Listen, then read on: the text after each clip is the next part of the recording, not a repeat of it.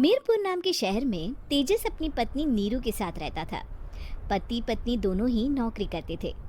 एक दिन तेजस गांव अपनी माँ के पास फोन करता है। हेलो, प्रणाम माँ। जीते रहो माँ। तुम दादी बनने वाली हो हैं? अरे वाह, ठीक है बेटा, मैं कल ही आती हूँ। जब माँ जी शहर पहुंची तो बेटे बहू ने बहुत अच्छे से स्वागत किया। लीजिए माँ जी, चाय। अरे गर्मा गर्म पकोड़े ले आओ माँ के लिए। नीरू रसोई में गई और 2 मिनट में ही पकोड़े ले आई। जी ये लीजिए। बहू, जादू से बनाए हैं क्या? अभी तो रसोई में गई थी। यम्मी। माँ जी, शीला रसोई में पकोड़े तल रही है, मैं बस लेकर आई। हे भगवान, मेरा धर्म भ्रष्ट कर दिया तूने। अब तो गंगा जल से शुद्धिकरण करना होगा। दूसरे दिन, माँ जी मैंने नाश्ता बना दिया है, ऑफिस जा रही हूँ। पर अभी तो घर का सारा काम पड़ा है। शीला आती ही होगी, झाड़ू पोछा बर्तन कपड़े वो सब कर लेगी। हमारे जमाने में घर का सारा काम हम ही करते थे। जी माँ जी, आप बहुत होशियार हैं, मैं घर ऑफिस दोनों नहीं संभाल पाती। तो जरूरत क्या है घर से बाहर जाकर चाकरी करने की? वैसे भी घर का काम खुद करने से घर में बरकत आती है, समझी? पर माँ जी।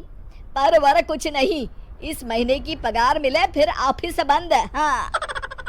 रात को नीरू तेजस से कहती है, सुनिए जी, माँ जी बोल रही थी कि मैं नौकरी छोड़ दूँ।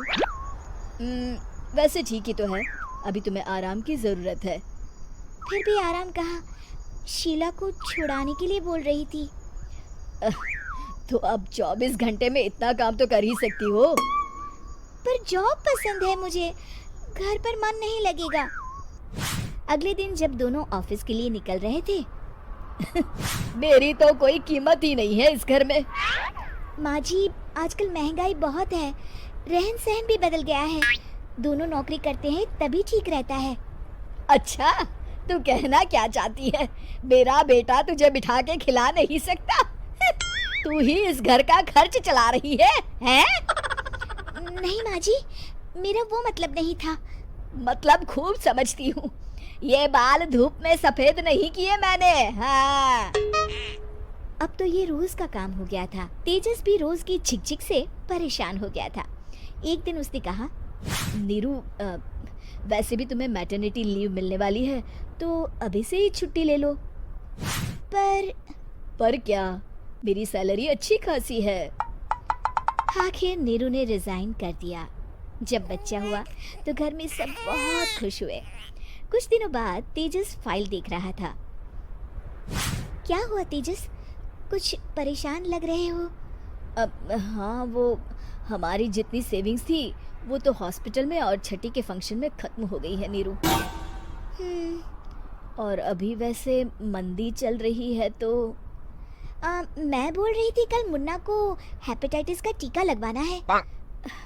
नीरू, क्या पोस्टपोन नहीं कर सकते? नहीं जी, बिल्कुल नहीं।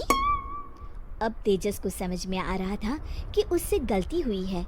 पैसों की कमी का असर घर के माहौल पर भी पड़ रहा था। अगले दिन, बेटा मेरा चश्मा और ये दवाइयाँ ले आना, पर्चा देते हुए माँ जी ने कहा। जी। तेजस, मुन्ना के लिए दूध का डिब्बा और डायपर भी ले आना, और ये किराने के सामान की लिस्ट है, इसे भी लाना है। तेजस गुस्से में लिस्ट मरोड़ कर फेंकता है और चिल्लाता है, पैसे क्या पेड़ पर उगते हैं? ये ले आना, वो ले आना। अरे पर ये जरूरत का सामान ही है।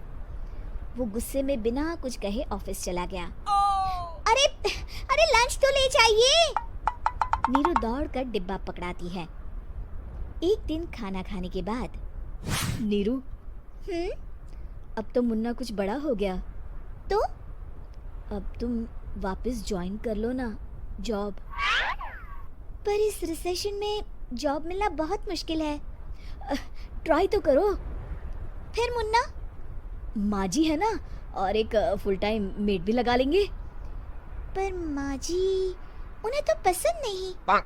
तभी माँ जी वहाँ आ जाती है और प्यार से नीरू के सर पर हाथ फेरते हुए बोलती है, अब मेरी समझ में आ गया बहू, पहले के और अब के समय में अंतर है। तुम काम शुरू करो, मुन्ना की जिम्मेदारी मेरी। मेरी प्यारी माँ जी। ये कहकर नीरू उनके गले लग गई। शिक्षा, परिवर्तन संसार का नियम है, हमें भी समय के साथ चलना चाहिए। उम्मीद है कि आपको हमारी ये कहानी पसंद आई होगी। कृपया हमारे चैनल को सब्सक्राइब करें और सभी अपडेट्स के लिए बेल आइकन जरूर क्लिक करें। और हाँ, वीडियो लाइक और शेयर करना मत भूलिएगा। Bye bye.